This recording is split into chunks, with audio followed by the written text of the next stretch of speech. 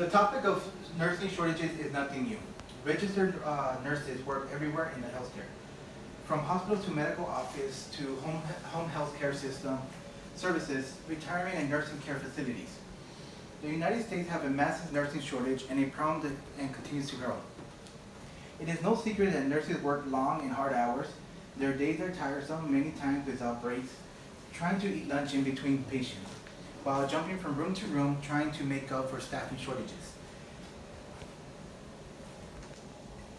According to registerednursing.org in 2019, the need for registered nurses is expected to grow by 15%.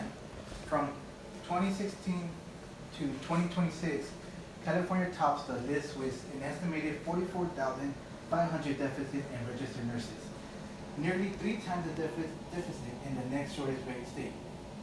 On the upside, that represents more registered nurses positions available to new graduates. According to Ramazan College on September 17, 2018, RNs represent one of the 3 career paths that is expected to see the most significant amount of new job openings by 2026, sorry.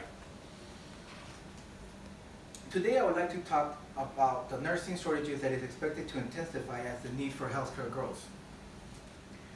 In my presentation, I will discuss the contributing factors impacting the nursing shortages. Then I will talk about the projection of nursing shortages due to the aging of baby boomers, and finally I will explain the ongoing issues that nursing schools are facing and how they are struggling to increase classes and expand curriculum to meet the rising demand of healthcare.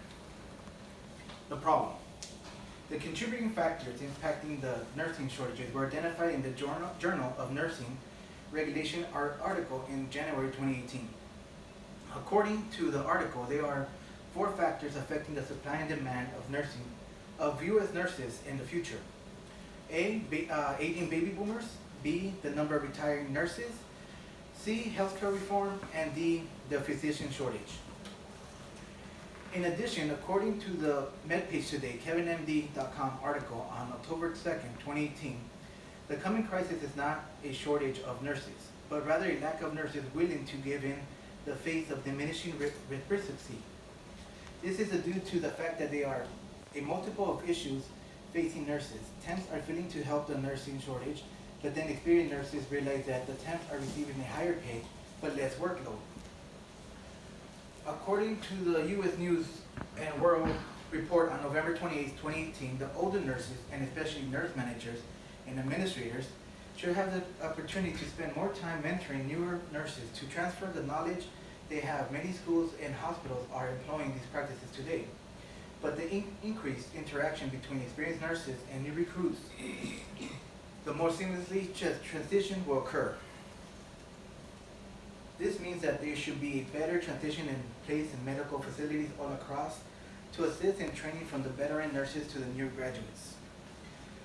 Now that you know about the contributing factors impacting the nursing shortages, let me talk about the projection due to the retirement of baby boomers. According to the National Center for Biotechnology Information, January 19, 2019, there are currently approximately 1 million registered nurses older than 50 years, meaning 1/3 of workforce could be at retirement age in the next 10 to 15 years. This means that although nursing students are graduating, there aren't enough knowledgeable nurses to transition into those more defined nursing roles. According to Health Leaders, September 28, 2018, with retirements, we do not have enough nurses coming up through the nurse pipeline to fill the faculty shortage that are going to happen.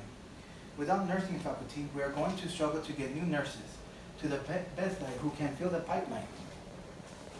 Now that you know the expectation of the amount of baby boomers expected to retire, let me explain the ongoing issues that nursing schools are facing in struggling to increase classes and expand curriculum to meet the rising demand of the healthcare. According to the American Association of College of Nursing report on 2018 through 2019, enrollment in graduations in baccalaureate and graduate programs in nursing, U.S. nursing schools turn away more than 75,000 qualified applicants from baccalaureate and graduate nursing programs. In 2018, due to insufficient number of faculty, clinical site classroom space and clinical preceptors, as well as budget constraints, The solution is simple. However, the nursing demand is so high to be met timely and effectively. Almost 2/3 of the nursing schools responding to the survey pointed to a shortage of faculty and or clinical preceptors. And as a result for not accepting all qualified applicants into the program. As you can see, the nursing shortages in our country is expecting to intensify as the need for healthcare grows. In my presentation, I talk about all the contributing factors impacting nursing shortages, the rise of baby boomers and they're retiring, and finally, I explain the ongoing issues nursing schools are facing and struggling to increase classes and expanding curriculum to meet the rising demand of healthcare. The conclusion, retaining a stable and sufficient supply of nurses is an important and nationwide concern. The demand and the supply of nurses is not sufficient to meet the current demand of those retiring. Although employment opportunities for nurses are projected to grow at a faster rate than any other occupation, the fact of the matter is that there are so many factors contributing to not being able to fill these positions much needed sooner than. In the future, I hope that over time, schools, hospitals, medical facilities, etc., will come together to achieve the same goal in recruiting and educating nurses, and retaining them as well, not only for you and I, but the health and the well-being for our growing families. Thank you, guys.